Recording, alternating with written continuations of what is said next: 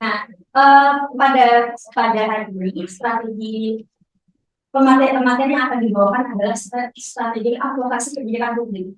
Kebijakan publik menjadi kunci utama dalam respon permasalahan lingkungan dan juga permasalahan hukum dan kita ketahui bersama. Kualitas kebijakan publik pastinya juga akan ditentukan oleh kualitas penyusun kebijakan publik. Jadi apa sih peran paralegal dalam advokasi kebijakan publik? Advokasi kebijakan publik yang dilakukan untuk memastikan bahwa argumen itu yang telah disusun itu berdasarkan dengan dasar hukum yang akurat dan juga sesuai dengan fakta hukum. Jadi hari ini kita akan bersama-sama mendengarkan pemaparan bagaimana pemahaman kita terhadap advokasi kebijakan publik dan juga strategi publik dalam paralegalan dan bagaimana relasi paralegal dengan advokasi kebijakan publik. Nah, tidak perlu berlama-lama lagi, jadi saya akan persilakan Bapak Arya Jasmasa untuk memberikan materinya terkait dengan advokasi kebijakan publik. Silakan Assalamualaikum warahmatullahi wabarakatuh. Assalamualaikum warahmatullahi wabarakatuh.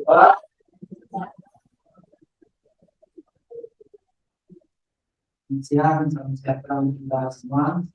Sehat semuanya. Alhamdulillah. Kita kumpul berapa nih? Kita belajar. Masih semangat atau sudah mulai ngantuk? Semangat ya. Oke, coba kita berdiri dulu ya.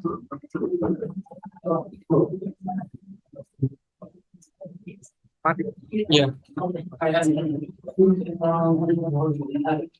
Ya, biar ada itu. Jadi nanti saya akan buat biar. Jadi ketika nanti saya menyampaikan salam keadilan, tangan kiri mengepal ke atas, dijawab salam keadilan. Ya, siap? Siap. Salam keadilan. Salam keadilan. Oke. Yang kedua, ketika nanti saya mengucapkan salam demokrasi, teman-teman semuanya sama jawab salam demokrasi. Kita coba ya. Salam demokrasi. Salam demokrasi. Masih ingat? Keputusan politik dari pemerintah, Politik dari pemerintah ya. Oke. Coba satu lagi biar dapat 5. Ya, kalau 4 ini kayaknya kok masih kurang. Satu lagi, silakan. Yang di situ luar ya, silakan Mas. Keputusan pemerintah.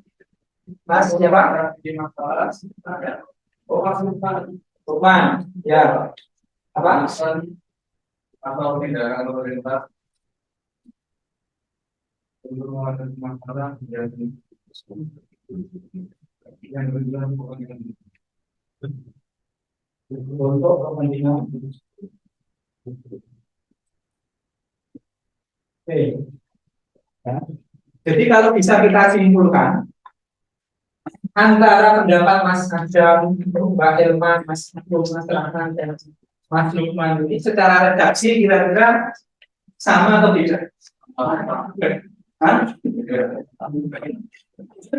Secara redaksi sama.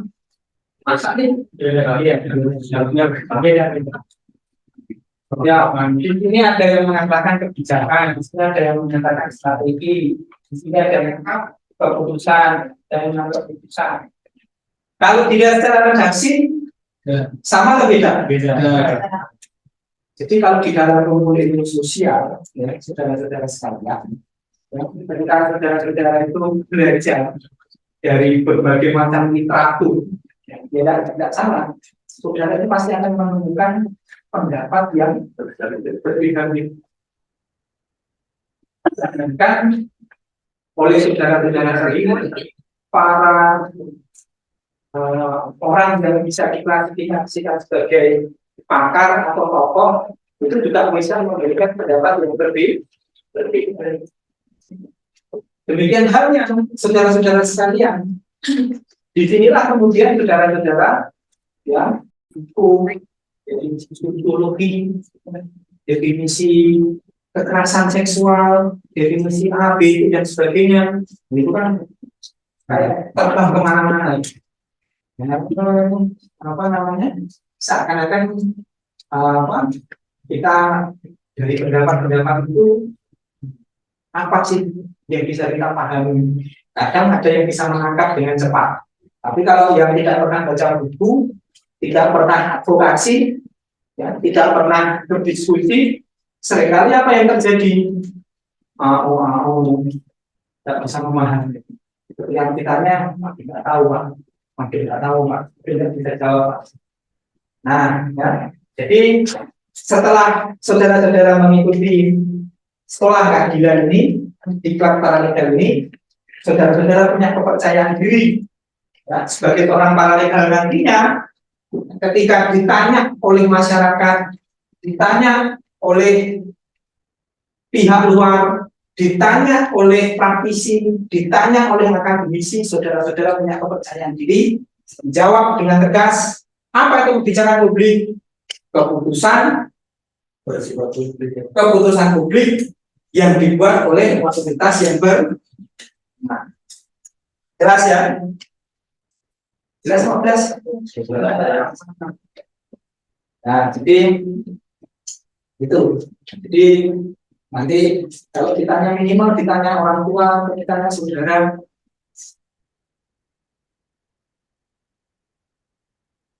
Tapi dari mana Mas Adam habis ikut diklat SK setelah keadilan?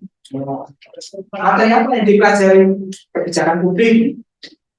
Terus ada artinya apa? Dengar apa Mas Adam dari kebijakan publik? So dijawab dengan tegas, jawab dengan tegas, dijawab dengan jelas bahwa kebijakan publik adalah keputusan publik yang dibuat oleh otoritas yang jelas ya. Nah, karena nanti aktivitas saudara-saudara sekalian di dalam RTL, istilahnya off class di dalam kegiatan paralegal ini ada masa aktualisasi. Jadi masa aktualisasi ini yang nanti saudara-saudara akan digembleng, kemudian akan dilihat sejauh mana kemudian tingkat pemahaman secara teoritis dengan praktek di lapangan. Bagaimana kemudian kita berinteraksi dengan masyarakat, bagaimana kita berinteraksi dengan aparatur penegak hukum. Ini rata-rata semua sarjana hukum. Ada yang menghukum, sarjana hukum semua ya. Jadi setidaknya saudara-saudara nanti aktivitasnya ketemu dengan klien, ketemu dengan masyarakat, ketemu dengan korban, ketemu dengan pemerintah, ketemu dengan aparatur penegak hukum. Karena saudara-saudara ya adalah sebagai seorang para ya. Nah, saudara-saudara sekalian, ini saya memantik saja. Nanti kita lebih banyak minta saudara-saudara untuk case tadi, belajar bagaimana kemudian mengadvokasi kebijakan ini untuk kemudian aktif di sekeliling kita. Bagaimana mengadvokasi kebijakan publik yang ada di sekeliling kita. Nah, saudara-saudara sekalian, kebijakan publik tadi dikatakan bahwa dia merupakan keputusan publik, artinya dia mengikat, artinya dia ditujukan dan mengikat untuk publik, untuk umum. Nah, di dalam merumuskan kebijakan publik itu setidaknya ada 3 komponen. Yang pertama adalah bagaimana kebijakan itu dirumuskan, lalu tahap kedua kebijakan itu diimplementasikan, dan yang ketiga kebijakan itu dilakukan evaluasi. Nah, ini ya,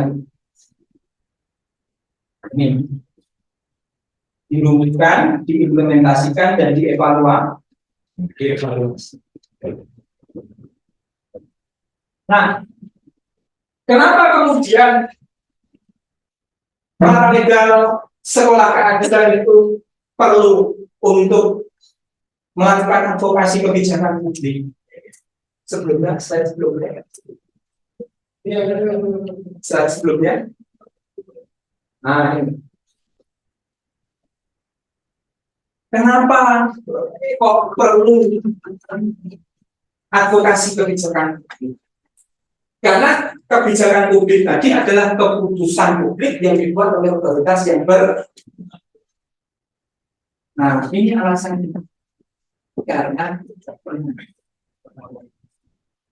apa itu? Tata kelola pemerintahan dua ini.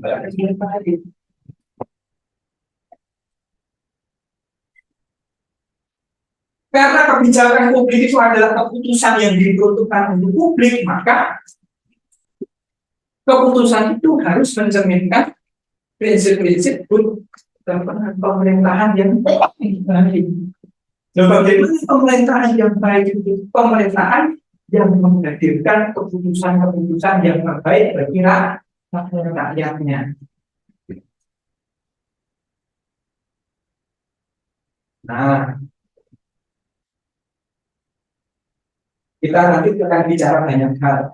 Misal kita melihat fenomena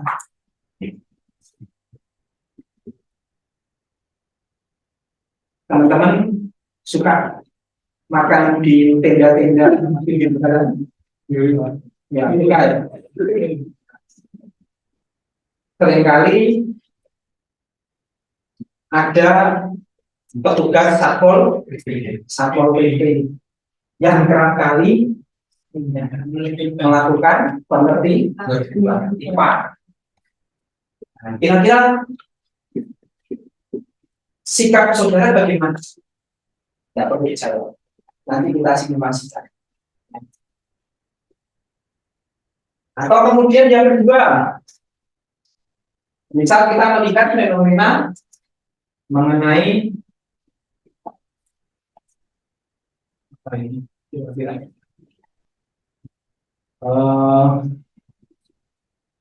Anak jalanan dan pengemis, ya, yang kita di sekitar kita aja. Kalau kita naik kendaraan bermotor, seringkali di simpang-simpang jalan, perempatan dan lain sebagainya, itu kita melihat pemandangan depan, gepeng, gelandangan dan pengemis. Kita melihat fenomena tentang anak jalanan, kita melihat fenomena tentang pedagang asongan, kita melihat fenomena tentang pengamen dan lain sebagainya. Nah, ini saudara-saudara yang bicara. Nanti kita simulasikan bagaimana saudara-saudara punya pilihan strategi untuk mengadvokasi fenomena-fenomena sosial sebagaimana dimaksud sebagai satu bentuk respon atas kebijakan yang telah ditetapkan oleh otoritas yang berwenang. Oke. Lalu kemudian berikutnya open government, bahwa sekarang tuntutannya adalah pemerintah harus terbuka. Prinsip keterbukaan, pemerintah harus terbuka. Terbuka itu bukan telanjang. Jadi transparansi dengan telanjang itu berbeda. Ya. Tapi jangan dibawa ke hal-hal yang negatif, ya. Jadi antara transparansi dengan telanjang itu berbeda. Open government, pemerintah harus terbuka, harus transparan, memberikan informasi yang baik, memberikan informasi yang benar, memberikan informasi yang valid. Kalau hal itu tidak dilakukan, bahaya. Ya. Bahaya. Apa bahayanya? Tiba-tiba pemerintah woro-woro besok pemerintah memberikan bantuan langsung tunai sebesar 1 juta rupiah kepada warga Kota Malang. Oh, bisa saja nanti kantor wali kota diserbu, ya, oleh warga Kota Malang. Kenapa? Karena diksinya adalah warga Kota Malang. Ya. Akhirnya diserbu, padahal yang dimaksud itu bisa saja warga Kota Malang, misal yang terdampak bencana banjir, terdampak bencana kebakaran. Itu ya, open government itu tujuannya itu untuk memberikan informasi yang valid, informasi yang akurat. Terlebih sekarang misal gonjang ganjing yang lagi di media sosial, ya, itu kan kita sekarang ini menghadapi problem di mana pemerintah cenderung tertutup atau menjadi closed government soal tabungan perumahan, ya, tapi ya. Nah, di sini kemudian tuntutan open government itu adalah tuntutan meningkatkan kualitas keputusan publik. Good government itu juga untuk meningkatkan keputusan publik. Lalu kemudian public service, pelayanan. Jadi pemerintahan, otoritas yang berwenang itu sekarang dituntut untuk berlomba-lomba menghadirkan pelayanan publik yang terbaik bagi warga masyarakatnya. Pelayanan di bidang kesehatan, pelayanan di bidang pendidikan, pelayanan di bidang sosial. Nah, saudara-saudara nanti bisa mengkritisi bagaimana kemudian pelayanan kesehatan yang dilakukan oleh BPJS Kesehatan. Kalau kita melihat fenomena misal ada orang yang sudah sentik itu apa? Yang sudah antara hidup dan mati, butuh yang namanya pertolongan datang ke rumah sakit, tidak dilayani hanya karena tidak memiliki BPJS Kesehatan. Ke depan LBH ini visi untuk kemudian para legal ini mengadvokasi hal-hal semacam itu. Harus berani, harus punya visi untuk itu. Orang tidak dilayani padahal sudah darurat hanya karena tidak punya BPJS Kesehatan. Nanti pilihan strateginya apa yang kemudian bisa kita lakukan. Tentu kita tidak bertindak seperti layaknya seorang jiwa penyelamat, ya, yang kemudian kita datang permasalahan langsung selesai. Ya. Nah, itu kalau itu kan Tuhan itu kan sudah memberikan perumusnya. Nanti kalau teman-teman bertugas di lapangan menghadapi permasalahan, tinggal berdoa saja. Inama amruhu tidak ada yang tahu pun. Yakin aja sudah. Semoga bisa terselesai. Ya. Jadi teman-teman tidak perlu kemudian bertindak seperti seorang jiwa atau malaikat yang ketika datang langsung jadi obat mujarab. Tapi setidaknya datang membawa alternatif solusi, datang membawa alternatif strategi untuk berubah menjadi ke arah yang lebih baik.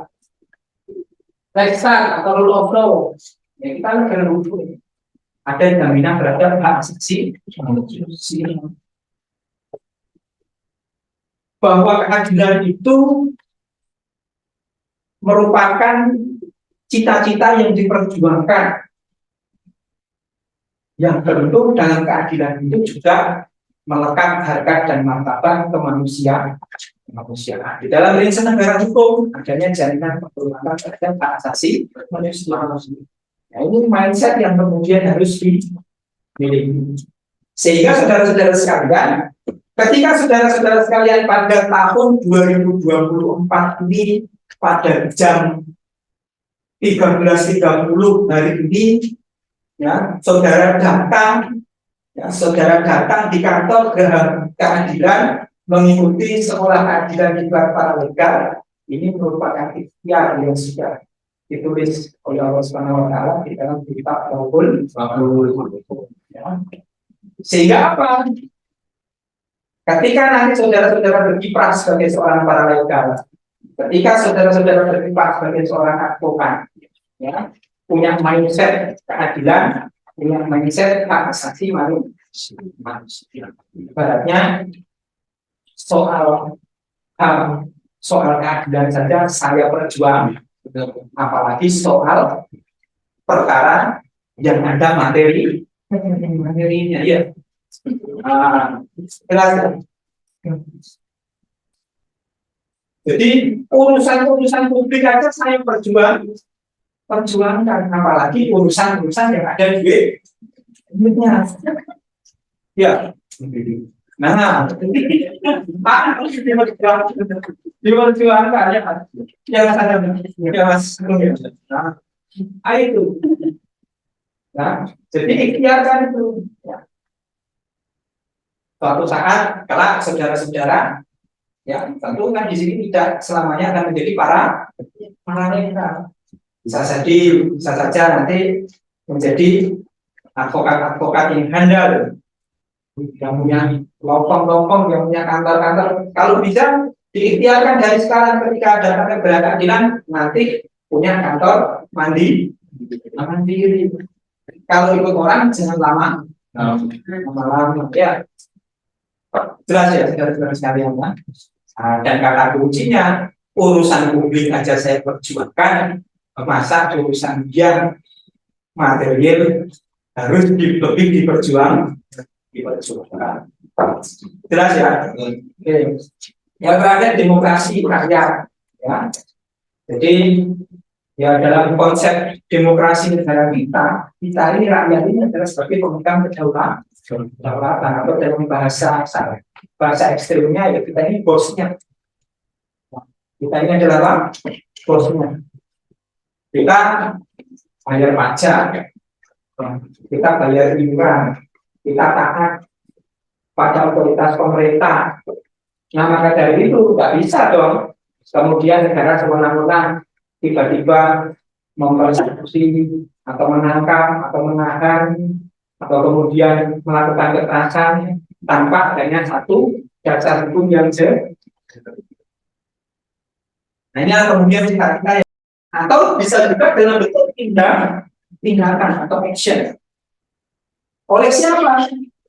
Otoritas yang saya menggunakan otoritas berwenang karena tadi kita sepakati bahwa definisi kebijakan publik itu adalah keputusan publik yang dibuat oleh otoritas yang berwenang. Jadi bentuknya apa? Bisa BCK, bisa regel, atau juga bisa berupa tindakan pejabat publik. BCK ini contohnya apa? Keputusan presiden, keputusan berupa keputusan wali. Ini adalah contoh dari keputusan dekan, keputusan rektor. Di yang ada embel-embelnya keputusan itu yang disebut dengan BCK. Nah, yang kedua adalah apa? Referendum ini berupa peraturan. Next. Nah,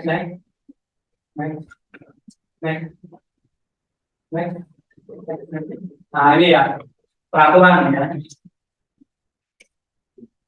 Nah, ini undang-undang dasar ini bawahnya pendapat MPR siap sama.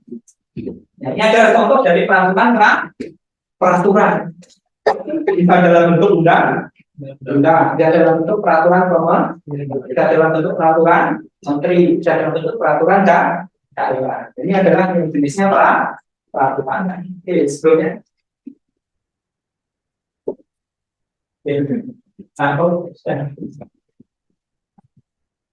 Atau juga bisa dalam bentuk action, tindakan. Contohnya bagaimana? Kalau teman-teman lihat misal apa namanya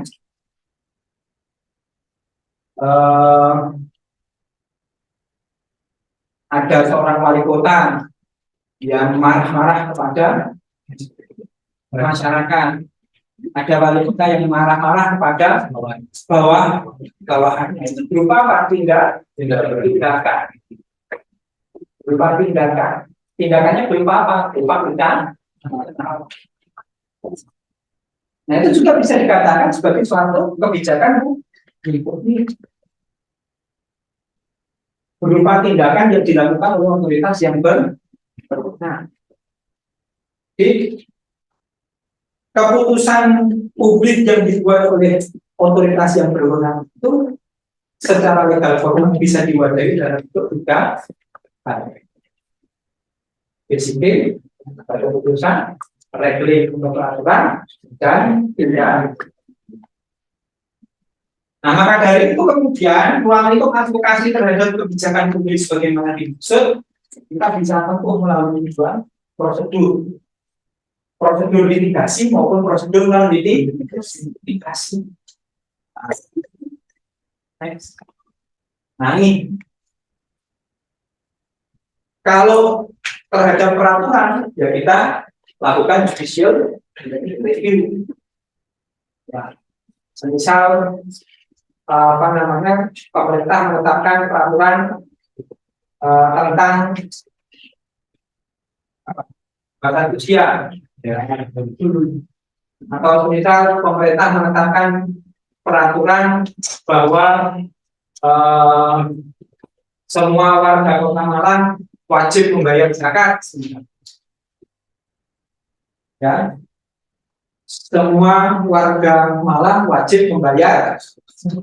Nah, yang wajib itu adalah orang yang beragama Islam. Lalu kalau orang Hindu, Kristen, mereka disuruh bayar zakat, tepat atau tidak? Tidak.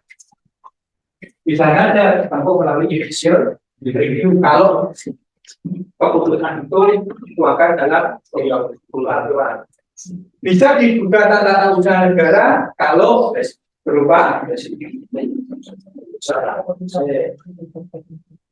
bisa dilakukan citizen lawsuit, gugatan warga negara, atau juga bisa dilakukan class action, gugatan perwakilan kelompok. Jadi silakan sekali-sekali nanti saudara-saudara juga perlu para legal ini melakukan CLS atau class action. Ini jalur litigasi yang kemudian bisa atau kemudian yang berikutnya, next.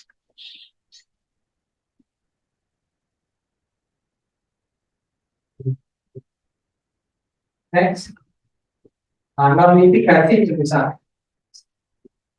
Ya. Kita melakukan exclusive review atau internal review, community organizing, community development, public opinion, campaign, press release, dan lain sebagainya. Contoh semisal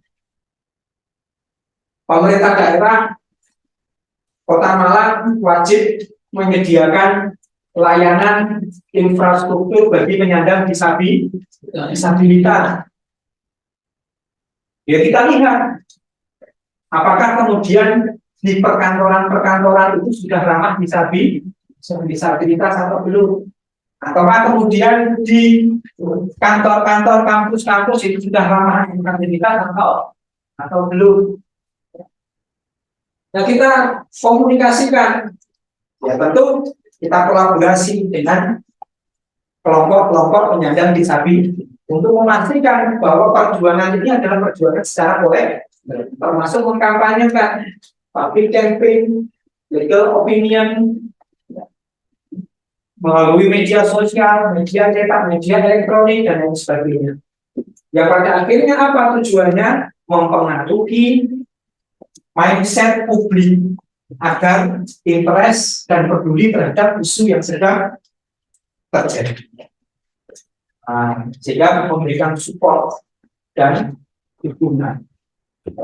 Kita community development terhadap lansia, terhadap penyintas narkoba, terhadap anak jalanan, gelandangan, dan pengemis, kemudian terhadap kelompok-kelompok masyarakat marginal, terhadap kelompok-kelompok rentan. Ini diadvokasi. Ini diadvokasi sehingga apa? Sehingga tools, ya, tujuan akhir daripada kerja advokasi untuk memperjuangkan hak asasi manusia, memperjuangkan keadilan benar-benar terwujud. Oke, jelas saudara? Kalau saudara-saudara sudah jelas, ini kita catat jam berapa? sampai jam setengah. Iya. Saya kerja ya, kita masih ada waktu. Saya minta berapa ini? 1, 2, 3, 4.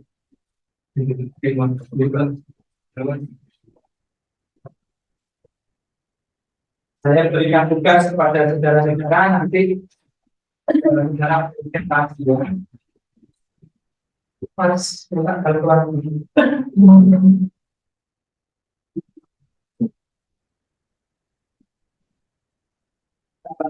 1, 2, 3, 4.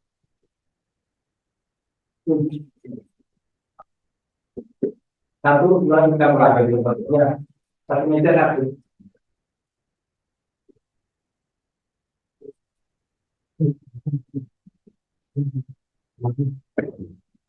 Sudah tahu. Wah,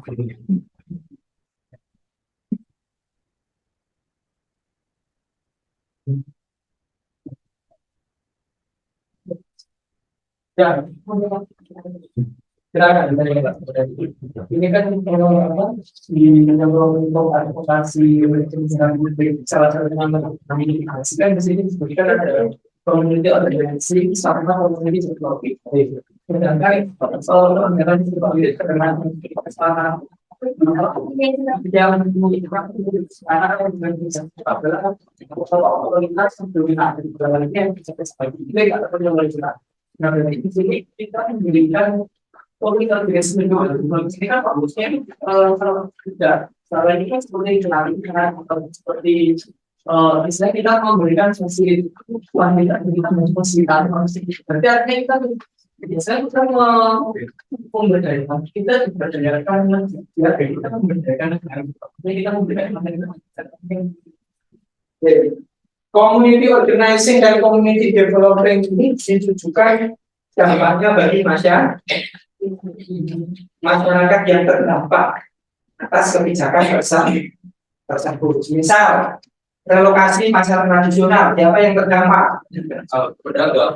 Community organizing dan development dilakukan terhadap pedagang. Ya.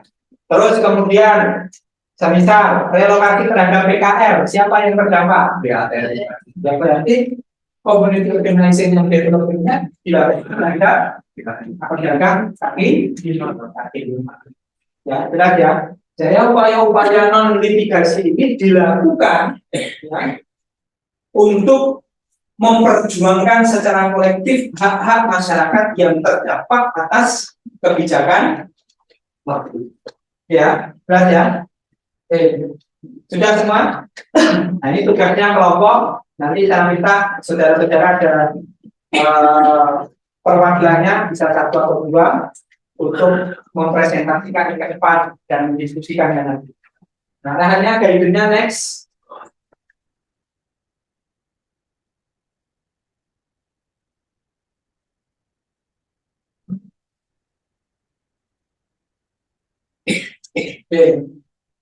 Jadi yang pertama, saudara-saudara ditulis dulu publik isunya apa. Silakan saudara-saudara bisa mendiskusikan fenomena kebijakan yang terjadi di sekitar saudara. Nah, silakan mulai disusun berkelompok, ya. Mulai mendiskusikan. Dan nama kelompoknya diberi nama kelompok apa ini? Apa? Yang perjuangan gitu. Kelompok demokrasi, keadilan, punya pernah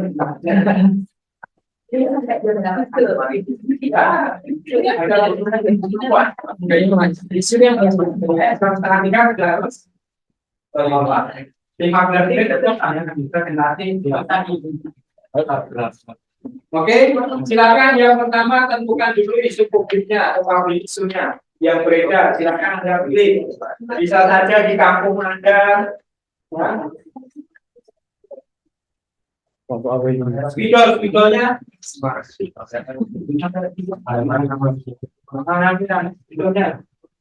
Apa ya? Ini spidolnya. Spidol,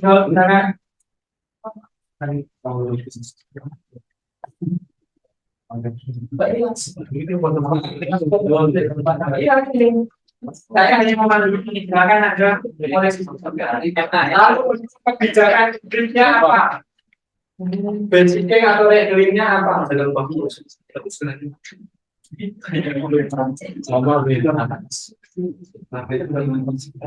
Silakan bebas pilih salah satu yang punya fokus isu ya. Contoh misal di kampung saudara Pak RT-nya buat pungutan warga sebesar 200.000 per orang atau per kakak. Silakan. Apa ya? Bentuk kebijakannya apa? Dia berupa basicnya atau reguling atau berupa tindakan. Lalu dasar hukumnya apa? Lalu permasalahan yang muncul apa? Misal banyak penolakan, terjadi pungli, dan sebagainya, terjadi kekerasan dan lain sebagainya. Lalu dampaknya apa? Silakan dimulaikan dampak yang terjadi. Lalu strateginya apa?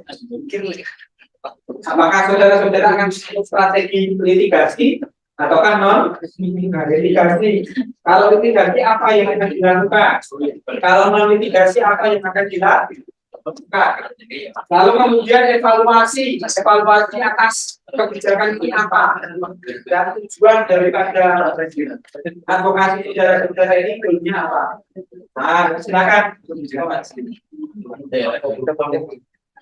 Ini ya 1, 2, 3, 4, 5, sampai 8.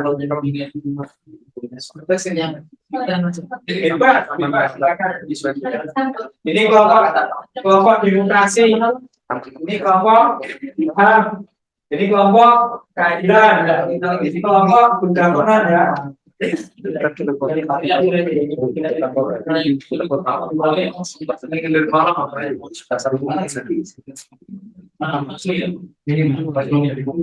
Pakai definisi mana sih anjing bawah? Pakai dia sebelah. Ya betul dia masih yang. Enggak mau.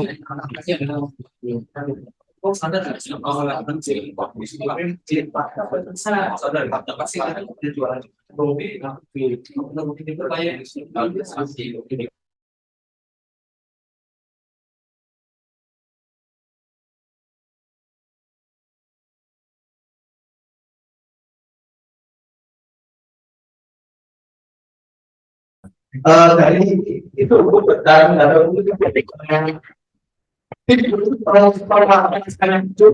sama-sama dikenakan otomatis yang sebelumnya di dari awal itu hanya untuk kalangan air dan tanah dan dengan kalangan kerja juga ikut kena imbas potongan dari APR ini. Tidak ada informasi yang mana nanti yang ikut program APR ini akan mendapatkan rumah atau tidak setelah mengikuti program APR ini. Kemudian yang yang paling dirugikan sih adalah kalangan pekerja, terutama bagi mereka yang sebenarnya tidak setuju tapi mau harus mengikuti program tambahan rumah yang sendiri. Kemudian sampai di alokasi, setelah saya baca beberapa literatur berita, di sini saya mengambil jalan untuk litigasi melalui jalur pengadilan, di mana sekarang undang-undang dari APR dilakukan judicial review di Mahkamah Konstitusi, yaitu pasal 1 berkaitan dengan pasal 1 ayat 3 dan pasal 1 ayat 9, yang mana sekarang lagi diuji materi di Mahkamah Konstitusi.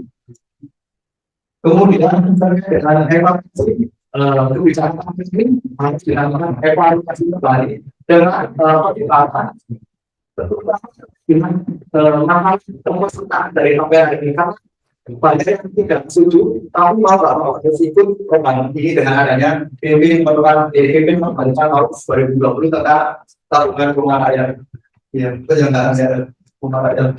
Kemudian yaitu terwujudnya keadilan sosial bagi seluruh rakyat Indonesia. Sekian dari kelompok demokrasi. Terima kasih.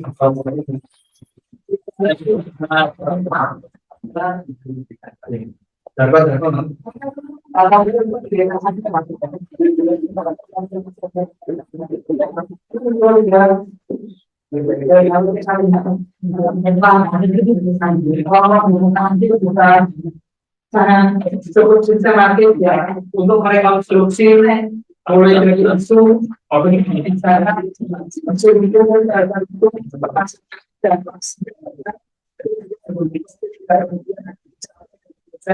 aturan kebijakan di sektor tabungan perumahan. Oke, berikutnya silakan. Ayo mana? Silakan.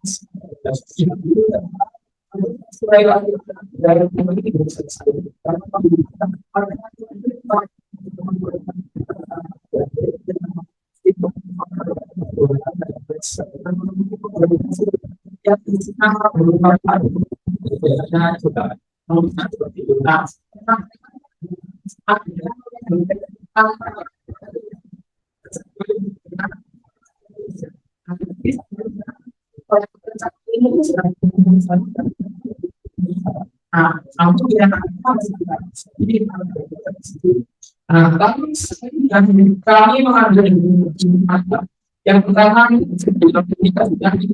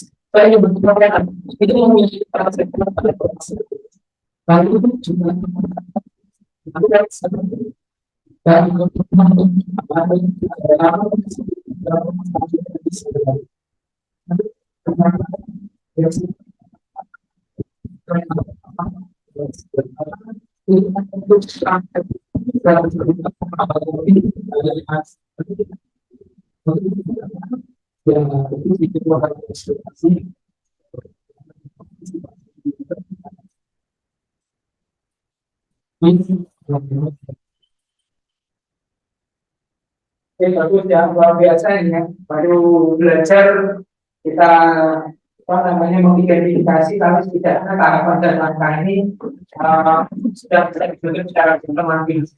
Nah, kalau soal evaluasi tahapan itu kan bisa kita pelajari di LDR.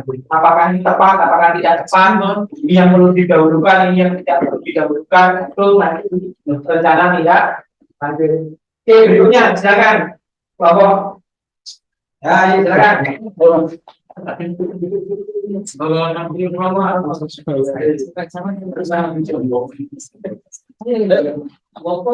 silakan.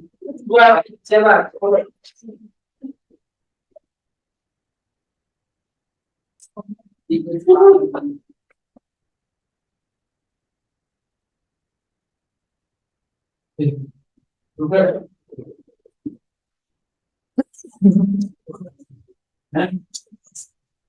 Assalamualaikum warahmatullahi wabarakatuh.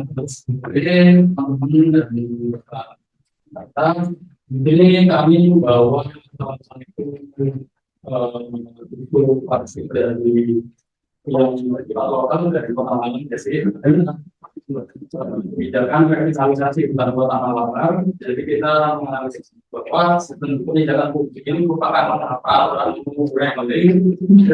Sebenarnya ini adalah mengapa menggunakan fasilitas tersebut menggunakan teknologi yang sebenarnya itu merupakan pengabaian dari peraturan daerah Kota Malang nomor 6 tahun 2002 tentang FTMB yang menyebutkan bahwa hutan Kota Malang merupakan zona kawasan lingkungan. Lalu permasalahan yang muncul adalah adanya penolakan dari aktivis lingkungan yang menolak pembangunan atau revitalisasi hutan Kota Malang. Lalu ada dampak dari revitalisasi hutan Kota Malang ini adalah menimbulkan kerusakan secara ekologis. Lalu kami di sini mencoba membuat strategi advokasinya, yakni melalui mitigasi, salah satunya adalah public opinion, yakni kampanye dan bersis. Untuk evaluasinya, pengembangan wisata harus bersifat edukatif, namun tidak mengorbankan fungsi ekologis atau fungsi dari lingkungan itu sendiri. Lalu fasilitas ramah lingkungan dan mengutamakan konservasi. Tujuannya untuk melindungi keseimbangan ekosistem hutan Kota Malang. Nanti dijelaskan lagi.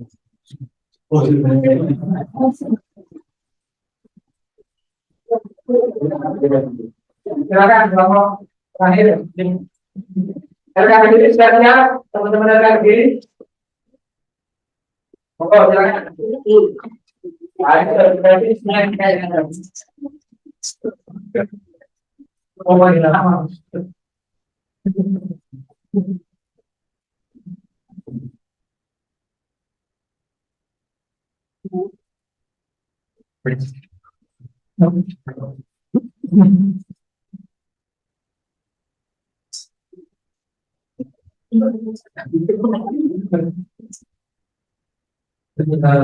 Sebelumnya semua aku kenal tetapi kita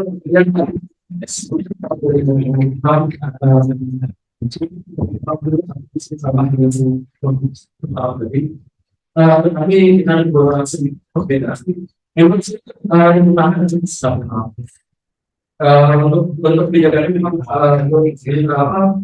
friendly. Terus itu pun yang kita angkat adalah bicara masalah kemampuan dari pengasuh dari pekerja. Untuk dasar ini sendiri, kita ada beberapa yang pertama undang-undang dasar negara Republik Indonesia tahun 2005 pasal 28 ayat 1. Selanjutnya yaitu undang-undang nomor 4 PP nomor 25 tahun 2020. Sebenarnya ada tambahan juga dari sekarang PP 21 tahun 2024. Selanjutnya permasalahan ini muncul itu adalah penolakan para pekerja yang berpenghasilan besar ditambah dengan penolakan aksi yang dilakukan oleh partai buruh dengan serikat buruhnya di Tapal Kuda Jakarta kemarin. Itu juga salah satu bentuk dari penolakan yang dilakukan oleh kalangan pekerja. Selanjutnya kita dampak. Tapi apa yang disebut dari hadirnya kebijakan KPK ini, yaitu semakin sedikitnya dampak yang mendapatkan atau merugikan dari pekerja itu sendiri. Selanjutnya strategi kita mencoba menggunakan non-mitigasi. Kalau sebelumnya tadi menggunakan mitigasi, kita menggunakan non-mitigasi, yaitu public opinion, di mana kita melakukan kampanye untuk bagaimana hari ini mungkin yang disuruh kamera tidak aksi itu yang terdengar oleh Jakarta, yang memang di Jabodetabek. Bagaimana dengan pekerja seperti bisa kita tidak ada terdengar bagaimana kerja bersama yang supaya kalau yang perlu disediakan adalah akan terjadi sendiri masalah dan sebagainya melalui tahun kopi ini tadi. Saya kira dan pasti sampai dari tabel sendiri. Nah itu dengan jalan komen tabel yang ini sampai saat ini apa yang kita alami kita bagi para pekerja dan sebagainya. Selanjutnya tujuan yaitu pengatur dari peraturan pemerintah tersebut, lalu kemudian selanjutnya itu program itu dari situ dengan melakukan kampanye dari public opinion tadi. Mungkin sekian sekali. Oke, terakhir dari teman-teman daerah kiri. Apakah terdengar suaranya? Tes dari radar ke kiri. Silakan, ada yang ingin dipresentasikan?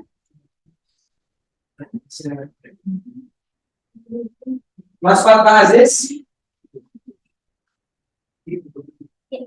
Mas Safi, Mbak Tulus.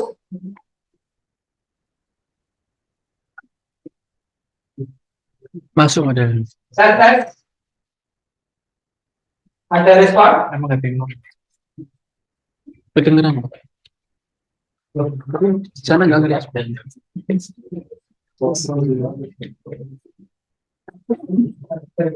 Oke, pas perjalanan tidak ada. Ya, kalau kita tidak ada. Dari perjalanan saya cukupkan materi tentang advokasi kebijakan publik. Semoga ini bisa menjadi langkah awal untuk saudara-saudara sekalian. Nantinya pada saat RTL atau kelas aktualisasi di iklan paralel ini, saudara-saudara akan bisa berlatih secara empiris ya, langsung terhadap fenomena-fenomena permasalahan publik yang dihadapi oleh warga masyarakat, khususnya warga kota Pekalongan. Demikian dari topik bagi saya, Assalamualaikum warahmatullahi wabarakatuh.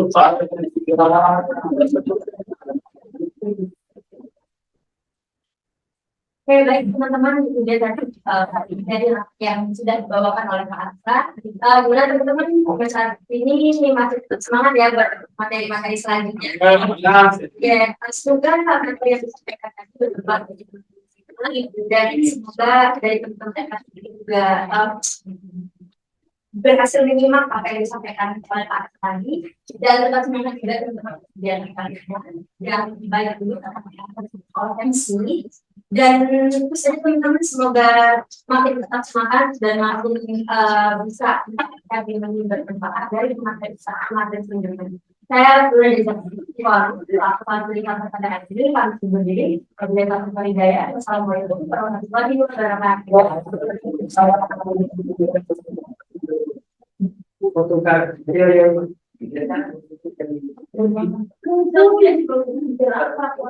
Dari mana ada?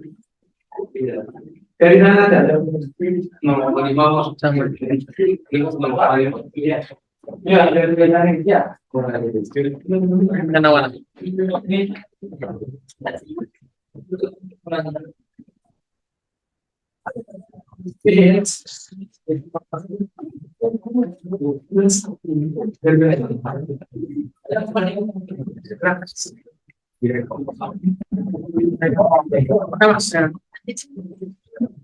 Tadi bukan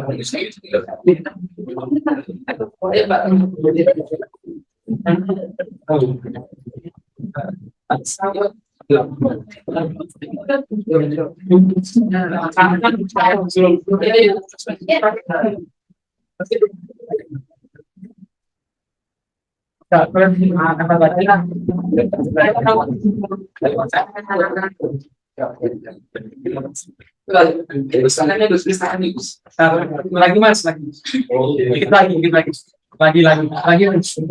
lagi rata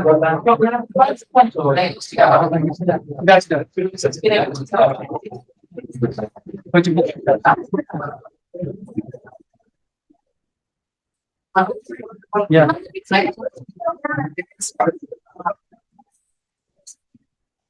Isi ya. mereka mereka nah oke Masnya. Mundur lagi ya. Oke, dengan 3, 1, 2, 3. Geser. Lagi. 1, 2, 3.